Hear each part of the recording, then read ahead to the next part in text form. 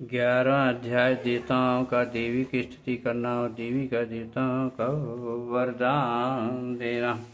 महर्षि में कहते देव के महाराजा वृंदाई देवता अग्नि को आगे करके ताइनी देवी की स्तुति करने लगे। उस समय अष्टि की प्राप्ति के कारण उनके मुख खिले हुए थे। देवताओं ने कहा है सुना करता के दूर दूर करने वाली देवी तुम प्रसन्न हो है संपूर्ण जगत की माना तुम प्रसन्न हो वैसे थी तुम विश्व की रक्षा करो क्योंकि तुम ईश्वर हो चर की श्री है देवी तुम संपूर्ण जगत की आधार रूपा क्योंकि तुम पृथ्वी रूप में स्थित हो और तन पैगाम वाली देवी हो तुम विष्णु की शक्ति हो विश्व की बीज बड़ा माया हो तुमने ही संपूर्ण जगत को मोहित कर रखा है तुम्हारे प्रसन्न होने पर प्रति मोक्ष को प्राप्त होती है देवी संपूर्ण विद्या तुम्हारी ही भिन्न भिन्न स्वरूप है। इस जगत में जितनी स्त्रियां सब तुम्हारी ही मूर्तियां हैं एकमात्र तुमने ही इस जगत को व्याप्त कर रखा है।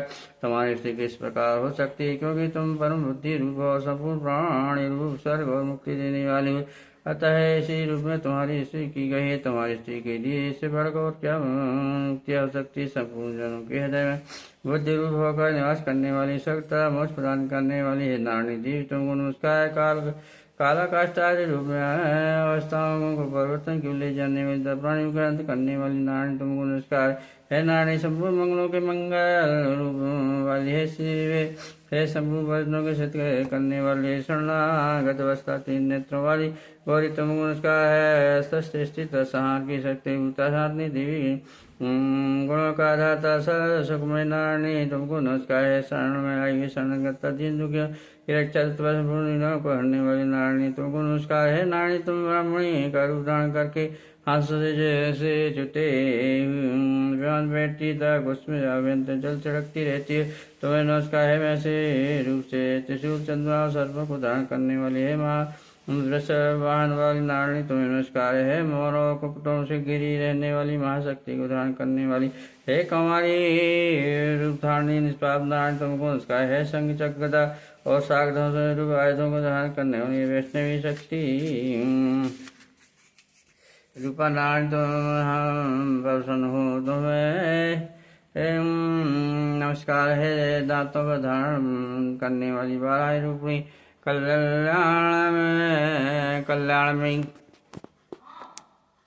कल्याणी तुम्हें नमस्कार है। उग्र नशे रूप से दैत्य को मारने वाले त्रिभुवन की रक्षा में संलग्न रहने वाली नारायणी तुम्हें नमस्कार है। मस्तक व किरीट और हाथ में महावृत धारण करने वाले शहद नेत्रों के कारण उज्ज्वल सूर्य के प्राण हरने वाले अयन शक्ति है नारायणी तुम्हें नमस्कार है। शिव जी स्वरूप में दैत्यों के मत को दुष्ट नष्ट करने वाली है गुरु वाली है महाशब्द वाली है नारायणी तुम्हें नमस्कार है। दाढ़ों के कारण विकराल मुख वाली है मुंडमाला है मंड बन्नी चामुंड रूपा नारायणी तुम्हें नमस्कार है। लक्ष्मी लज्जा महाविद्या श्रद्धा प्रचिता ध्रुवा महारात्रि महाविद्या रूपा नारायणी तुमको नमस्कार है। मेघा सामर्थी सत्कष्ट स्वरूपिणी पार्वती महाकाली निंदा स्वरूपिणी नारायणी तुम्हें नमस्कार है। सर्वरूप परमेशी सर्वशक्ति युक्त देवी है हमारी भाई से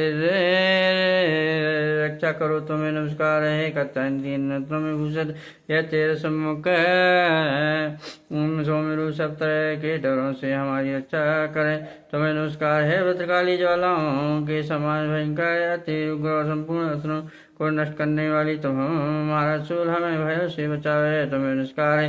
हे देवी जो अपने सबसे जगत के विरुद्ध करके दैत्यों के तेज को नष्ट करता है आपका घंटा इसको हमारी रक्षा जैसे कि माता अपने पुत्रों की जगह करती है। हे चंद के अस्त्रों के रक्त और चर्बी से चर्चित जो अपने हाथ से हमारा मंगल करे हम तुमको नमस्कार करते हैं। देवी जब तुम प्रसन्न होती हो तो संपूर्ण लोगों को नष्ट करे देती हो और जब नष्ट हो जाती है तो संपूर्ण वांछित कामना को नष्ट कर देती हो। और जो मनुष्य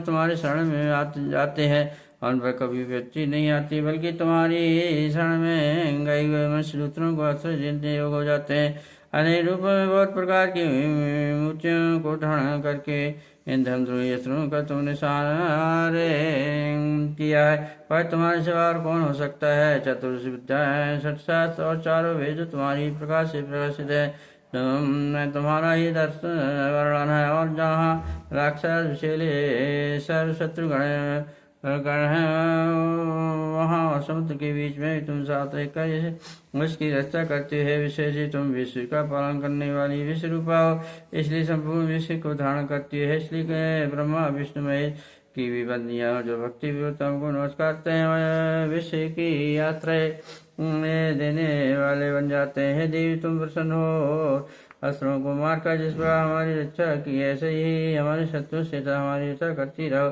संपूर्ण जगत के पाप नष्ट कर दो और पापों तथा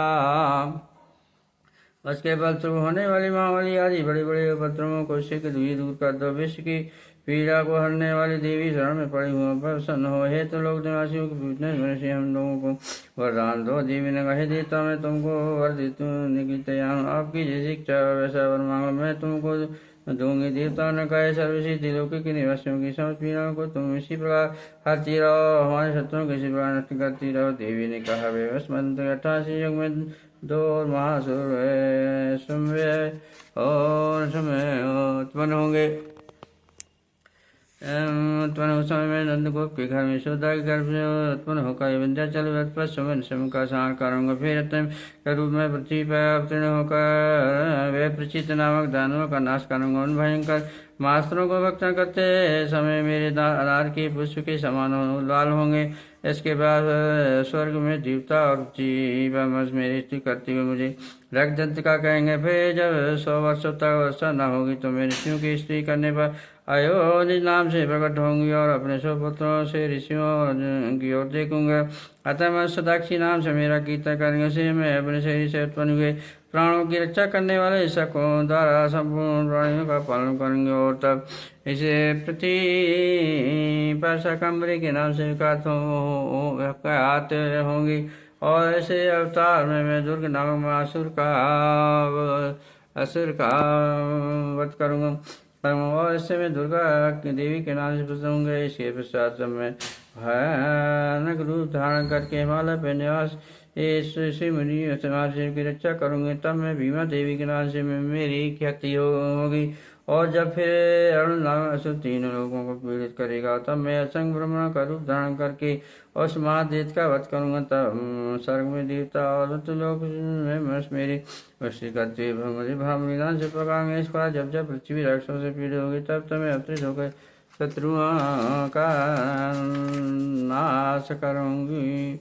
12वां अध्याय समाप्त।